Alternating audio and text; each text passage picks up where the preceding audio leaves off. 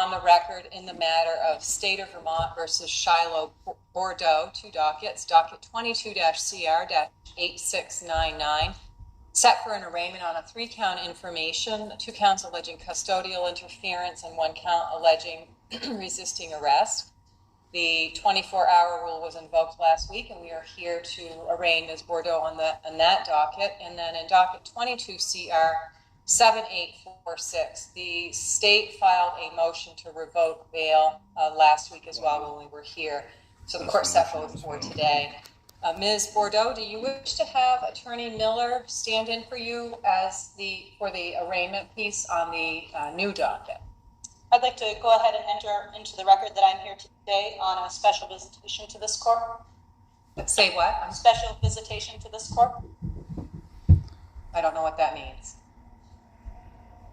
Do you want to enter a non-guilty plea, or would you like Attorney Miller to handle your arraignment? Oh, I'm going to enter into the record that I'm here on special visitation. Attorney Miller is standby. Okay, you don't want her to represent you with regard to any of the legal piece of this hearing? Correct. I had a conversation with Ms. Miller, and she's going to be doing standby. Okay. So I'm not certain what you mean by special visitation, what that means.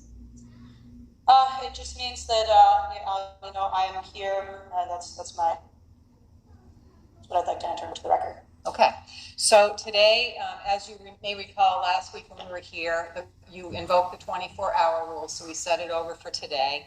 And what that means is we're here now for the arraignment, and the arraignment is for the purpose of telling you the charges against you, which I did just advise you. I'm happy to read you the information and affidavit if you would like in the new docket. Last week you declined me reading them, and that is fine. But the purpose of an arraignment is to apprise you of the charges against you, and I can read you the information and affidavit, and then to see what conditions, if any, the state is looking for, what bail, if any, the state is looking for, and then for you to respond to the state's request. So would you like me to read you the information and affidavit in the new docket? Well, I object to an arraignment at all. It appears there are criminal charges being brought against me when I am actually the injured party in this case. I am a woman who has suffered harm and injury through unlawful actions of officers that are acting under the color of the law. And it appears to be that there's been some orchestrated effort by the state's attorney to carry out an unlawful and violent arrest. There is a deputy in the room who also witnessed this arrest, who may be able to fill us in here on some things that are lacking in the affidavit of the officer that filled out regarding my arrest. He's ready to be sworn in today. Are you challenging probable cause for the charges, ma'am? Well, I think there's multiple things being challenged here. I think it's in the interest of justice to have this discontinued. I'm the injured party. Okay. So for today's purposes, today's an arraignment. You can challenge probable cause if you wish, and you can articulate, or you can ask Attorney Miller to articulate why you think there is not sufficient probable cause for the new charges, the 3 new charges that I just listed off, if you wish to challenge probable cause. And then the state could respond, and then the court will make a decision as to whether or not there's probable cause. Probable cause doesn't mean that the state has proven beyond a reasonable doubt that you've done something. It just means for purposes of establishing whether or not the court can determine a crime has been committed, and whether or not the court can determine that it believes, based on the evidence presented, that you committed it. That's all probable causes. It's not a determination of guilt. There's a very different standard of proof and burden. It's very different than proving something beyond a reasonable doubt, which would be ultimately for a jury or for a judge to decide at a trial. So if you'd like to challenge probable cause, you may do so, and you can either articulate the reasons why, or you can have Attorney Miller do so if you would like to. Otherwise, we should proceed with the arraignment, which would be to have you, if you'd like, I can read you the charges in the affidavit, and then have you enter a plea, presumably one of not guilty, and then we would proceed with conditions. All right. Well, I don't think there's any reason to read the charges. I have read them over myself. Okay. I'm aware of what the allegations are. I do, not only challenge that there's probable cause, but as I have in previous appearances here, that there's also a lack of jurisdiction. So I do challenge both of those things here, and demand that the attorney show cause as to my arrest, my detainment, my assault and battery. I was injured. Okay. Well, you may have been injured in this incident, and that may be a form of a defense, that a legal matter that you can present down the road. But for purposes of today, the issue is whether or not the state has probable cause to have filed these charges in the first instance. I'm not determining today whether or not you were hurt or not. That may be a defense. It may be something you raise down the road. But for today, the sole purpose is to determine if you're challenging probable cause is for the court to determine and revisit whether or not there is probable cause. That makes I'd love to hear it.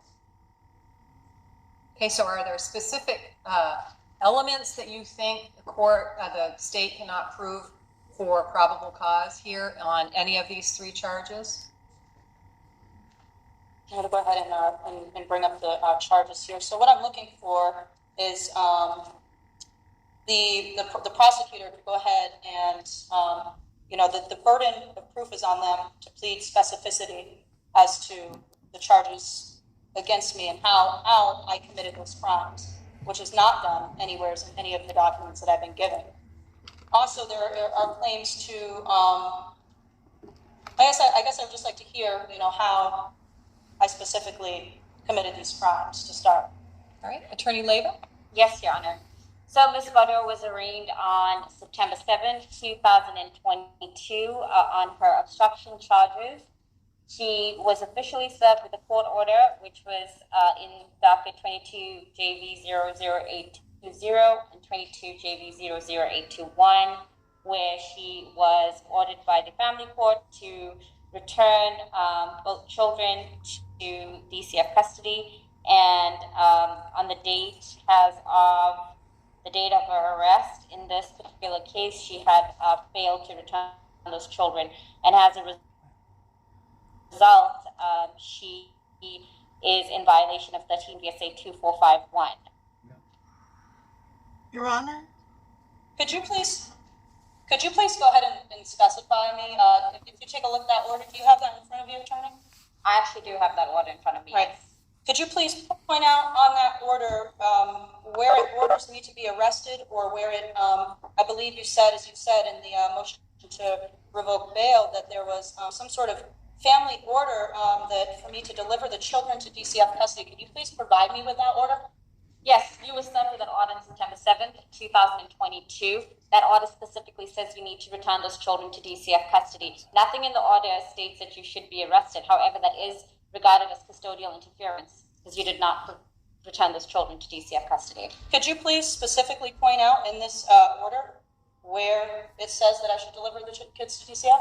Okay, we are getting, just one moment please, Ms. Bordeaux and Ms. Leyva. We are getting into some matters that may have some significant confidential pieces to them, and I'm not comfortable proceeding with an open courtroom or an open WebEx. I'm going to allow Ms. Bordeaux, obviously, to continue her argument with Attorney Leyva, but I can't see who all is on the WebEx, but there is no, unless there is a party on the WebEx or a party here in the courtroom to your other matter, the court is going to close the courtroom and close the WebEx and shut it down because the matter may have confidential, sensitive information, and the court is not, other than Attorney Miller, you can stay on as standby counsel only, but the court is not comfortable with keeping the courtroom open and the WebEx open if we get into these confidential matters. Okay, I don't think there needs to be anything relayed in a matter to any names or anything on the order here. I think that anything that would be read does not. So, Your Honor, I could just help out with that situation. I could hand over Ms. Bordeaux the paperwork that she signed for, which clearly indicates.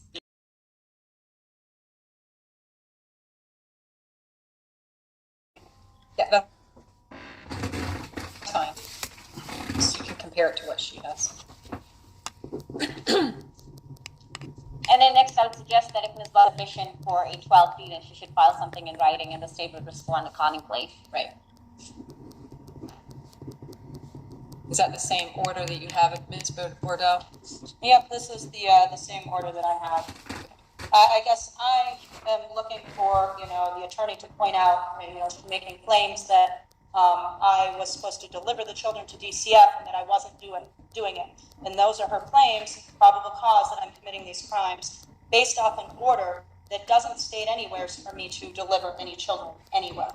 It does say on the pickup order, if you look, it does indicate underneath that you're to deliver the children to DCF. The children are in DCF custody. I'm struggling here to really, I mean, I'm reading this and I've got really good grammar and comprehension. I'm not sure, have you actually looked at this document and read it? Would you like to go ahead and read this document? Judge, it's telling me that it says. So, Ms. Bordeaux, I don't have that document. Okay. It's not here in the criminal file because it's part of It is filed in the criminal court. It is Exhibit 4 on my case. You filed it in this? I filed it and entered it into the record, so. I have not looked at it because I've been on the record in other matters today, and I don't look at documents when they come in because they aren't necessarily admitted into evidence yet. Just as last week, I didn't look at the state's motion to revoke bail because we were here on other matters. Right. I know my attorney also has, an awareness of this as well and has looked at it. I did confer with her. We came to the same conclusion that this order doesn't have any order as to the prosecution's claims for me to deliver the children.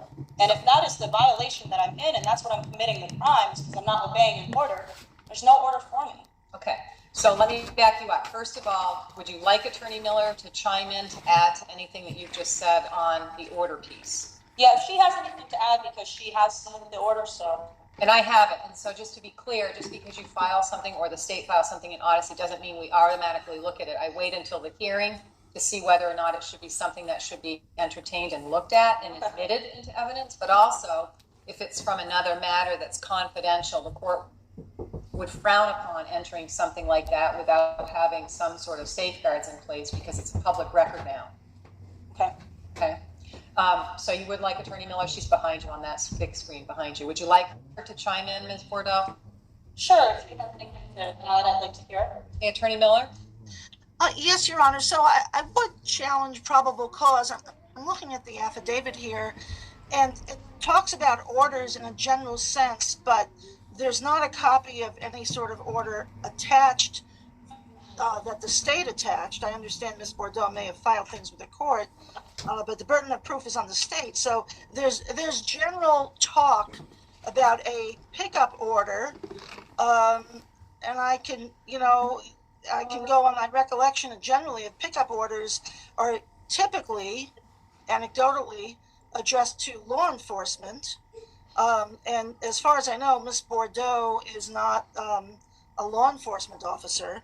So I would challenge the probable cause that Ms. Bordeaux is in violation of any order when we don't even know what the order would be. And I don't know how you can have custodial interference if we don't even know, and the state's not even alleging there was an exact order which was served on her saying do ABC or deliver this or that. It's simply not in the probable cause affidavit, Your Honor.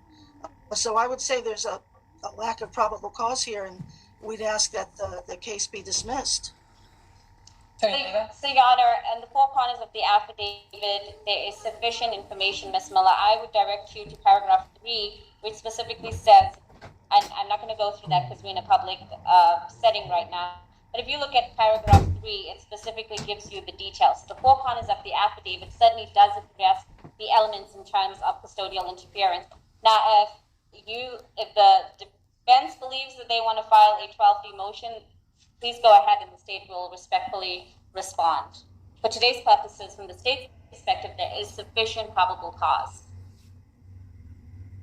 Your Honor, just one more thing, if I may. Certainly.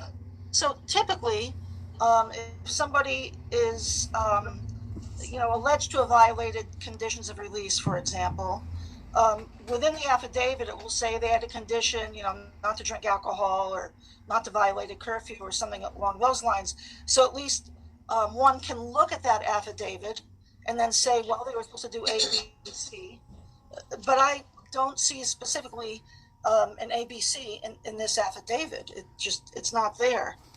So I don't think there's probable cause.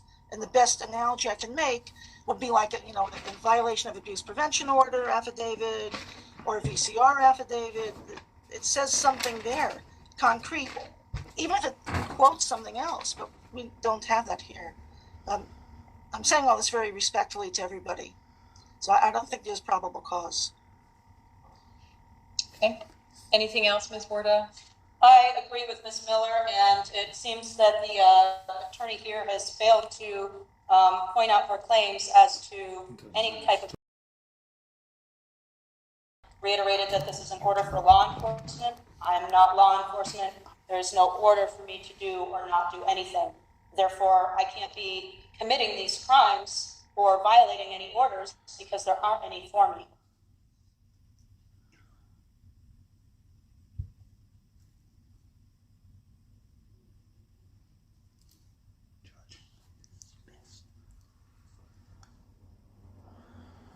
The court has reviewed the affidavit. It's a short one, to be certain.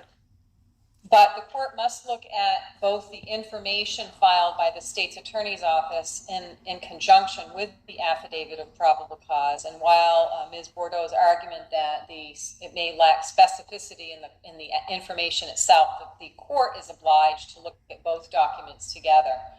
And when looking at the affidavit, the court does find probable cause, despite the challenge, the court does find probable cause, specifically that there was an order transferring custody as referenced in paragraph 3 of the affidavit. So the court is going to deny the challenge for probable cause on the 2 custodial interference charges at this time based on paragraph 3 of the affidavit. Again, the burden is not that high on a probable cause finding. It's whether or not a crime has allegedly been committed and whether or not the defendant is alleged to have violated or committed that crime. It's a very low burden. It's not the same as proof beyond a reasonable doubt. So the court's going to deny the probable cause. Well, I would object based on the fact that you haven't even looked at the order that they're referencing in the affidavit that you're basing the probable cause off. So please don't interrupt. So based on the challenge to probable cause for custodial interference, the court's denying those 2 challenges for counts 1 and 2. If you want to be heard on count 3, both of you will hear argument on that. There is a different type of motion that you can file. It's a 12D motion, and Attorney Miller can speak to you about that, and the state referenced it. It's a different type of motion, and it may be more appropriate, Ms. Bordeaux, to what you're saying, but it is a 12D motion, which is that you believe that the state cannot prove the elements of the offense beyond a reasonable doubt if the case were to go to trial. And there's a different burden there, and that would be appropriate where you would file necessary paperwork with it.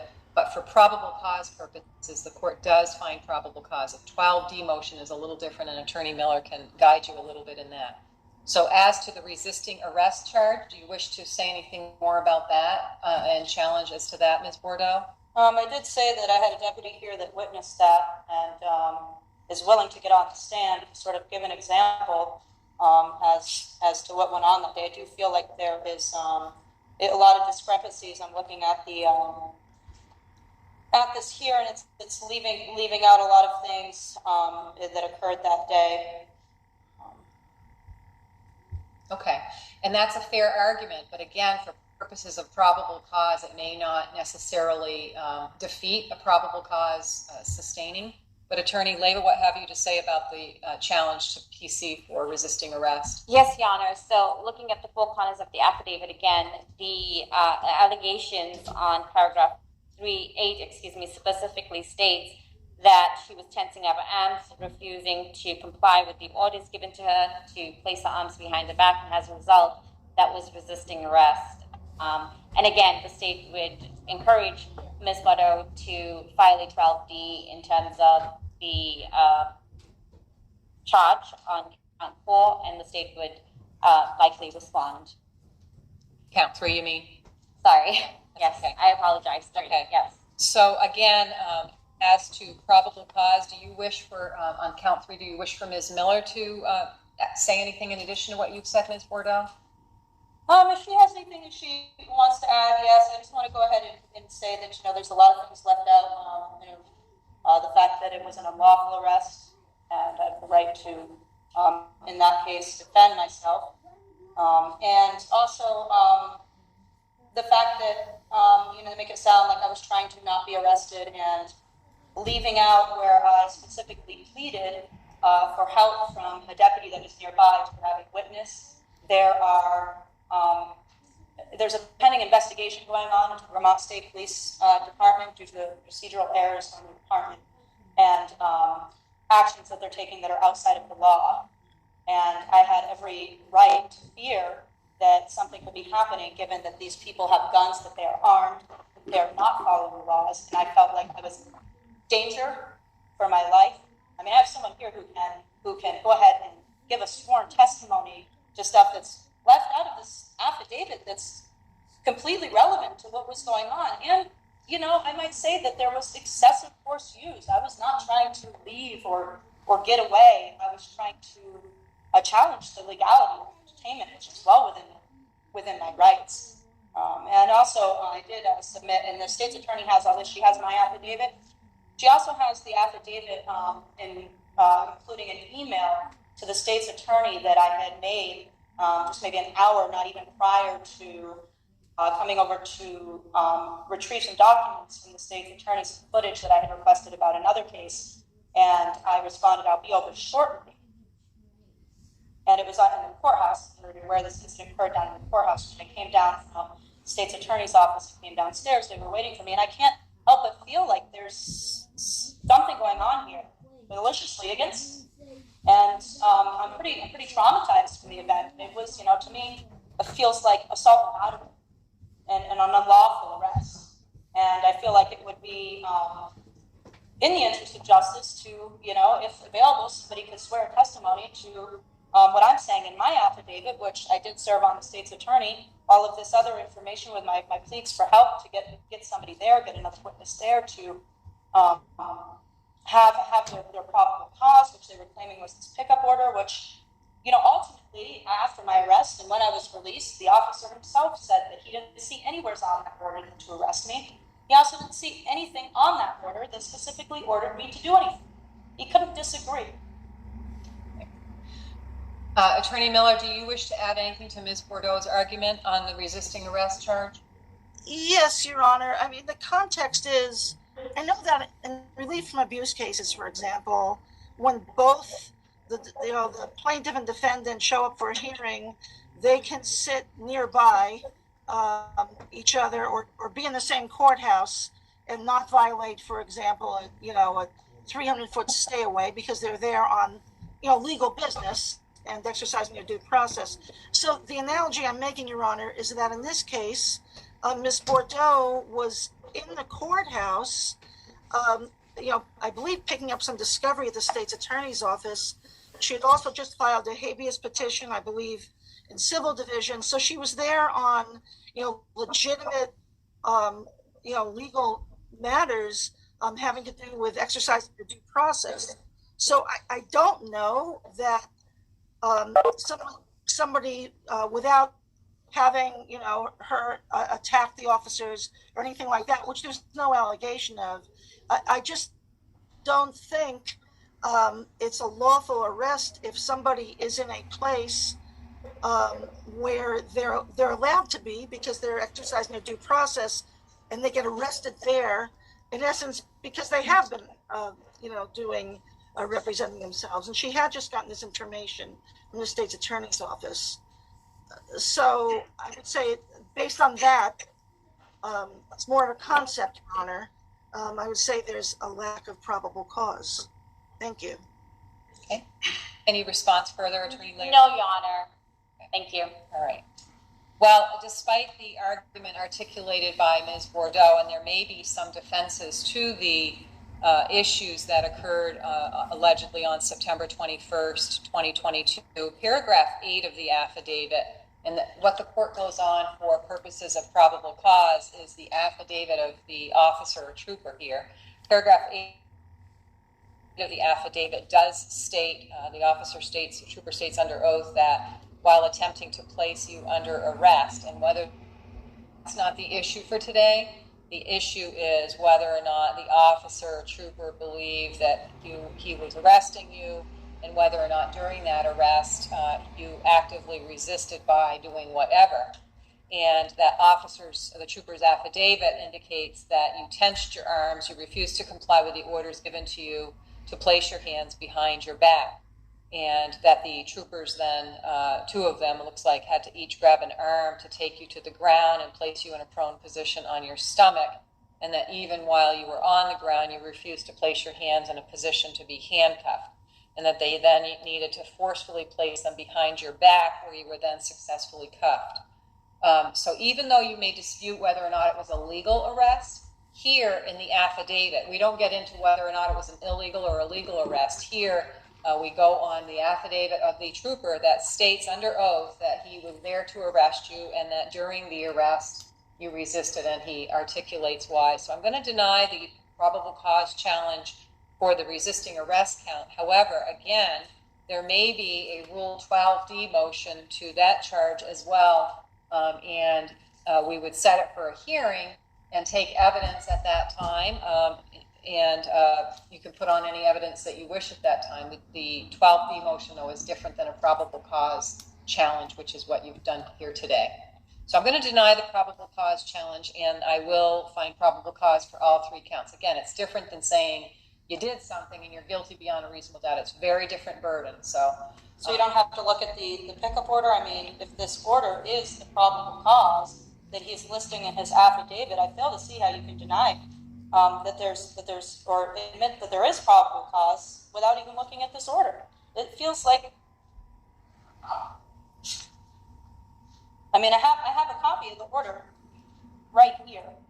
The state's attorney just gave me a copy. It feels completely insane that, that this can happen. That we can say, I'm going off of this to, say that there's probable cause because the officer's listing an order. We're not even going to look at the order and see if the order is for me. The order says any Vermont State Police. The order doesn't say Shylo Bordeaux or to deliver the children. These are the claims that were made against me, and we're not even going to verify that here, and then we're going to come up that there's probable cause. And that's how probable cause works. If you want to file a Rule 12D motion, the court will absolutely entertain the filings that you wish to file with the motion, and Attorney Miller can help you with that. So I am going to find probable cause. Again, it's a very different burden than saying somebody is guilty beyond a reasonable doubt. So do you wish to enter a not guilty plea to the charges, ma'am? I wish to object to an arraignment, object to a plea, object to the motion hearing.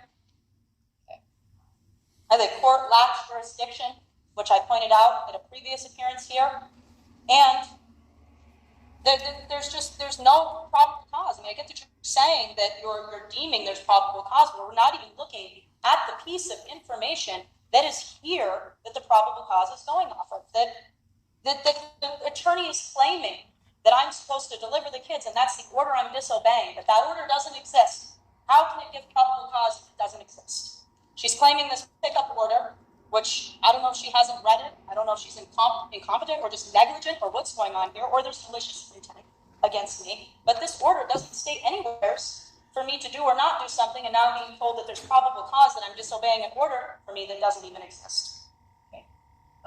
Attorney Leyva, any objection to the court considering the order that Ms. Bordeaux is referencing? No, Your Honor, thank you. All right, we'll have you give that to the court officer if you can hand that to him, and the court's going to take a look at that.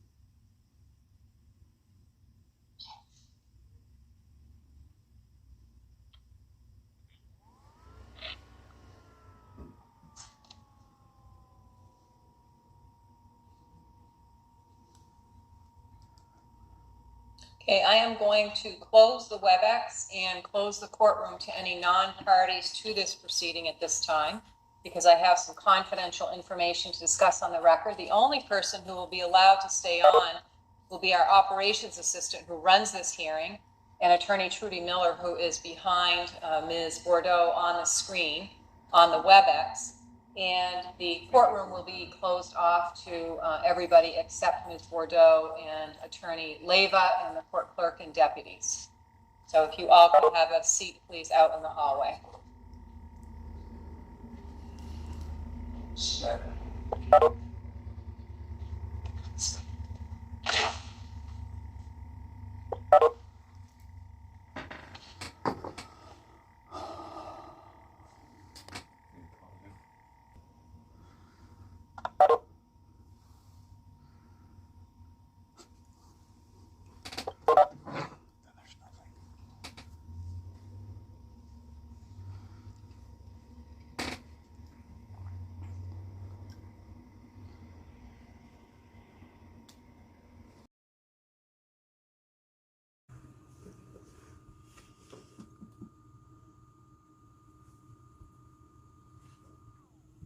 What?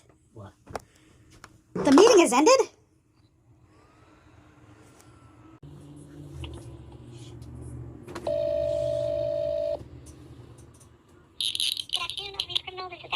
Hi, Abby. I'm calling about a WebEx court thing I was listening to for a friend, and they went into a side thing with no one could listen, and then it just ended out of the blue without the judge coming back in. Okay, was it a criminal hearing or was Yes, a criminal arraignment. Okay, and I guess you have just questions? Yeah, because the judge never came back in, never did the arraignment. It's public information, so don't know what happened. Sorry, give me 1 sec here. And what was the case? State of Vermont versus Shylo Bordeaux.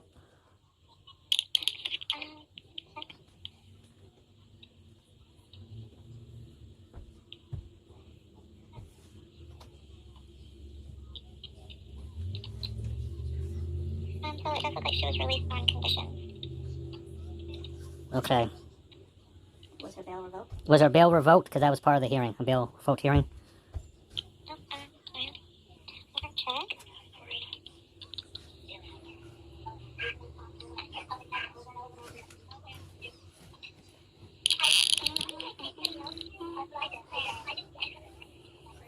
Okay, sorry.